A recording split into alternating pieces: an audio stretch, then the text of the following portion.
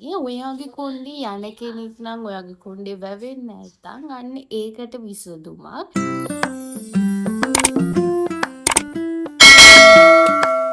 හයි ළමයි.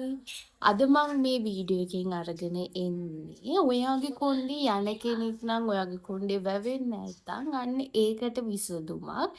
මුලින්ම කරන්න ඕනේ මේ වගේ භාජනයකුයි තව පොඩි භාජනයකුයි ගන්න ඕනේ. ඊට පස්සේ මේ භාජනයේට උණු වතුර දාන්න ඕනේ. ඊට පස්සේ මේ භාජනයේට ඔයා කැමති hair oil එකක් දාගන්න.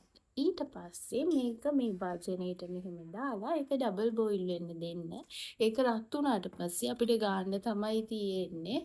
දැන් මේක හොඳට රත් වෙලා තියෙන්නේ. දැන් තියෙන්නේ මේකෙන් ගාගන්න.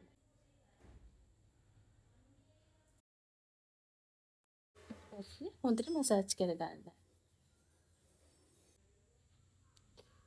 ඊට පස්සේ ඔයා කොණ්ඩෙකුත් යනවා නම් එහෙමයි. ඔයා කැමති විදිහ කරගන්න. මම ඊට පස්සේ කොණ්ඩේ බැඳ ගන්නවා.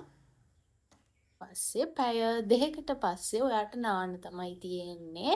ඔයාට සෙම තියෙන කෙනෙක් නම් පැයක් වගේ ඉඳලා නාන එක හොඳයි. මොකද සෙම වැඩි වෙන්න පුළුවන්. එහෙම වෙන්න පුළුවන් නිසා සෙම නැති කෙනෙක් නම් ඔයාට පැය දෙකක් වගේ ඉඳලා ඊට පස්සේ නාන්න පුළුවන්.